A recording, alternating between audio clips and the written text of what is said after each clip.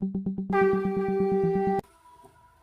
प्रेम में श्री ठाकुर परम आराध्या जगत जननी श्री वर्मा परम पूज्य पाद श्री वर्धा परम पूजनीय वर्तमान आचार्य श्री दादा के श्री चरणों मेरा कोटि कोटि प्रणाम।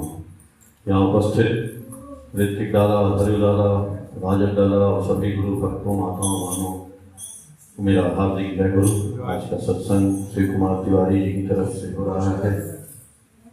हम लोग ठाकुर जी से आपके परिवार की मंगल की कामना करते हैं और ठाकुर जी की एक वाणी है, बहुत छोटी छोटी वाणियों में ठाकुर जी ने बहुत सार गर्भित सब कुछ बता के रखा है। आजकल पाप और पुण्य की बात चल रही है कि हम संगम में नहाएं, गंगा जी नहाएं तो हमारे सारे पाप धुल जाएंगे, पुण्य अर्जित हो जाएंगे। तो ये पुण्य कैसे अर्जित होगा और पाप कैसे धुलेगा? एक बार रामकृष्ण परमहंस के पास एक भक्त पहुंचते हैं, बोले कि भगवान गंगा जी नहाने से क्या पाप धुल जाते हैं? तो उन्होंने कहा हाँ धुल जाते हैं। तो बोले अच्छा, गंगा जी नहाने से पाप धुल जाता है तो जो आदमी नहा करके आता है फिर वो चोरी हत्या पाप करता है, वैसे तो वैसे रहता है, तो पाप कहाँ धुला? वो तो आदमी बदला ही नहीं, वैसे ही रह गया। बोले नहीं, इसमें गंगा का कोई दोष नहीं है, गंगा जी ने पाप धुल दिया था। बोले कैसे धुल दिया था? वो तो आदमी फिर वही काम करता है ना, बदल जाए, गंगा जी में से निकले और वो एक ग्रेट मैन हो जाए, महान हो जाए, उसकी सारी बुराइयां उसी में बह जाए। होता नहीं।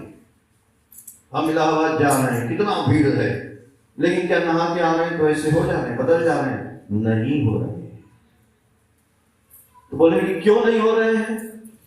उन्होंने कहा कि गंगा का दोष नहीं है, गंगा पाप धुलती है। बोले कैसे धुलती है? बोले जब आप कपड़ा वपड़ा निकाल के और जब पानी में डुबकी लगाते हैं तो आपके ऊपर पाप रूपी चिड़िया बैठी रहती है।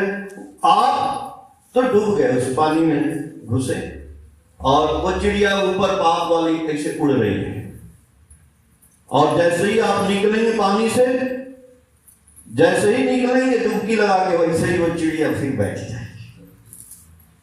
इसीलिए आदमी फिर पाप करता है। तो बोले तो भगवान तो गंगा जी ने पाप धो दिया तो वो पाप ना हो इसका उपाय बताइए। बोले हाँ अब आप सही बोले कि पाप ना हो उसका उपाय बताइए। बोले बहुत साधारण सी चीज है। आप जो है चिड़िया भगाना जानते हो कैसे भागती है? ठाकुर जी भी बोले हैं, पुण्य पोथी ग्रंथ में भी है, बंगला में बोले हैं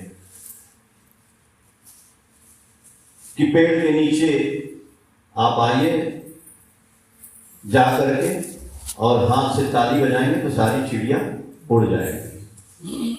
वैसे ही जब आप पानी में से डूब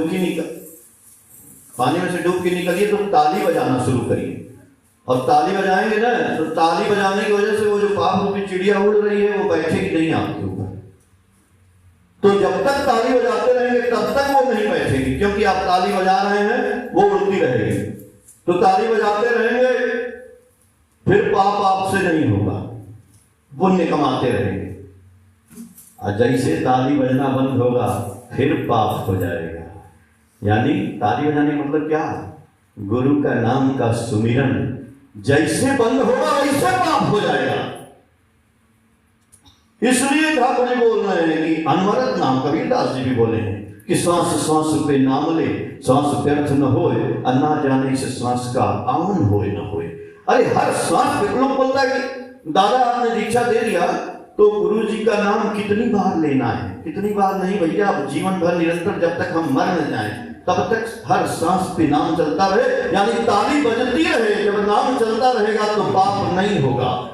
इसलिए ठाकुर जी ने बोला पुण्य कैसे होगा? एक लाइन में ठाकुर जी की वाणी में, इष्ट के लिए है जो काम उसमें ही तो पुण्य तमाम। पुण्य करना है तो इष्ट का काम करना है। इष्ट के लिए है जो काम उसमें ही तो पुण्य तमाम। आप हम सब लोग भाई बंधु, इष्ट कौन है? ठाकुर जी है। इन्होंने काम क्या दिया है? लोगों की सेवा करना, अपने बचना और सबको बचाना, यही काम दिया है, और कुछ काम नहीं किया है। अपने बचना, सेल्फ, जाजन बाद में करेंगे, जजन, जजन इज द आल्सो जाजन, वो अपने शरीर के लिए करेंगे। जब अभी हम सवेरे लेट हो गए, हम गए थे एक आदमी को स्वस्थैनी देने, एक माँ बैठी, ये माँ तो आज तो है, आज उन्होंने स्वागता माँ ने स्वस्थैनी लिया इनके लिए। हम लोग ठाकुर जी से मंगल की कामना करते हैं, तो वहीं हम चले गए थे, तो आने में लेट हो गई।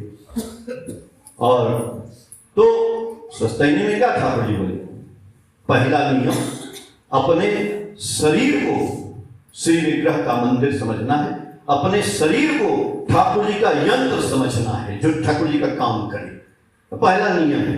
तो पहला नियम यानी शरीर को बचाने की बात कर रहे हैं। हम जाजन करेंगे दूसरे को जाके पहले नहीं, पहले अपने शरीर का जाजन करेंगे, पहले शरीर को स्वस्थ रखेंगे, सुंदर रखेंगे, निरोग रखेंगे, तो शरीर में सुपाच्य भोजन करेंगे, भोजन का बहुत असर आएगा। हम जो है, इसीलिए उसमें प्याज लहसुन बोला लिखा नहीं गया है, लेकिन प्याज लहसुन तामसिक भोजन होता है, उसमें बहुत गर्मी होती है। जिस प्याज को काटने से उतनी दूर कटता है, आंख से पानी आता है, तो उस प्याज में बहुत एसिड होता है, गर्मी होती है ऐसी कि वो उसकी वजह से हमारी प्रवृत्तियों को आगे बढ़ा देता है। जो प्रवृत्तियां हमारी क्या है, क्रोध, लोभ, मोह, ये सब जो प्रवृत्तियां हैं ना, इन प्रवृत्तियों को वो प्याज, लहसुन, गांजा, भांग, दारू, ये सब जो है ना, जो गरिष्ठ भोजन है, वो हमारी प्रवृत्तियों को कंट्रोल नहीं कर पाता है। इसलिए ठाकुर जी बोले, ठाकुर जी और हर ग्रंथ में लिखा है कि सुपाच्य भोजन करिए जो स्वास्थ्य के लिए लाभकर हो। तो शरीर यदि निरोग करना भी हमारा कर्तव्य है। शरीर में यदि रोग है तो इसका इलाज करवा के उसको स्वस्थ करना है। बोले ना, यंत्र है, ये आपका मोटर है, ये कार है, ये मोटरसाइकिल है, ये स्कूटर है, इसकी सर्विस करनी है, ये कैसे चलेगा, इसका मोबिल इंजन बदलना है, इसमें हवा भरना है। देखिए वहां मेट्रो, विजयनगर में जो मेट्रो का वो लग रहा है, उतना बड़ा बड़ा वो रेडीमेड ला के इसे लगा दिया, और ट्रक पे रख के आता है, ट्रक खड़ा रहता है, देखते हैं इतना लंबा वो सीमेंट का है और वो ट्रक पे लगा है। कैसे आता है भाई? उसमें देखे ट्रक के नीचे पहिया लगा है, पहिया है ना, वही पहिया। और पहिए में क्या है? पहिया ऐसे नहीं चल रहा है, पहिए में हवा भरा है। इतना हवा है कि उतना कई हमको लग रहा है कई क्विंटल का होगा, और उसको भी लेके वो खींच के ला रहा है, तो वो हवा की वजह से चल रहा है। वही हवा ही नाम ठाकुर जी करेंगे। नाम करने से हमारे अंदर वो हवा भर जाएगी, वो स्टीम है। नाम करने से क्या होता है? वो स्टीम बनता है हमारे अंदर, उस गाड़ी के अंदर स्टीम बनेगा। स्टीम बनेगा तो उसी स्टीम से तो ट्रेन चलती थी ना, कोयला पानी का इंजन। वो स्टीम जो है सैकड़ों माल बोगी को खींचता है, डब्बे को। तो जब हमारे अंदर नाम करने से वो स्टीम बनेगा ना, तो बहुत से रोग निरोग ये सब अपने आप दूर होंगे, और बहुत से आपत्ति विपत्ति को लेकर के। अच्छा, आप देखते होंगे छोटी छोटी बातों को देखिए। हम लोग सड़क पे चलते हैं, आप चल रहे हैं, आपकी गाड़ी में लगा है हॉर्न, और वो हॉर्न खराब हो गया, तो चलाने में परेशानी होगी। आप जाएंगे ना, अरे यार हॉर्न बजता है, पी, आदमी हट जाता है, पी हट जाता है।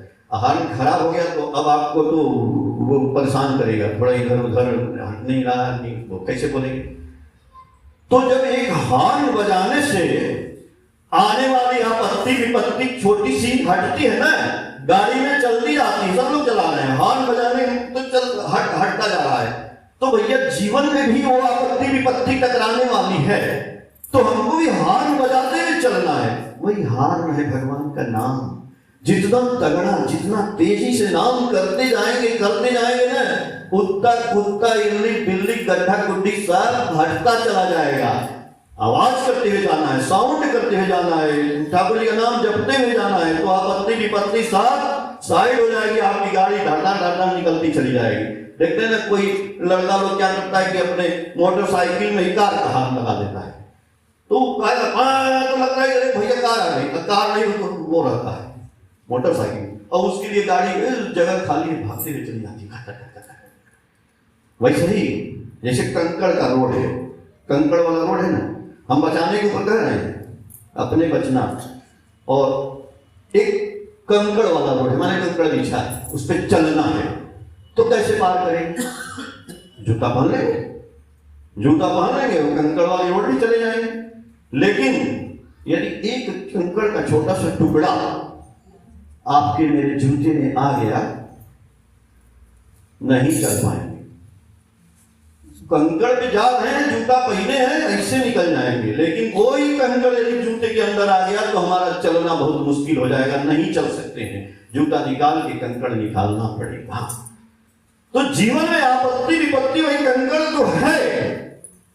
जूता ठाकुर जी का ये दीक्षा पहन लिए हैं, दीक्षा ले लिए हैं, तो हमने जो कवच धारण कर लिया है, तो ये आपत्ति विपत्ति के ऊपर हम चलते हुए चले जाएंगे। लेकिन उस कवच के अंदर भी यदि एक भी प्रवृत्ति घुस गई कंकड़ की तरह से, चाहे वो काम हो, चाहे क्रोध हो, चाहे मोह हो, चाहे लोभ हो, चाहे निंदा हो, चाहे शिकायत हो, यदि एक भी कंकड़ उसके अंदर घुस गया, दुनिया में चलना मुश्किल हो जाएगा। इसलिए उसको भी निकालना पड़ेगा। ठाकुर जी आपका मंगल करें। जय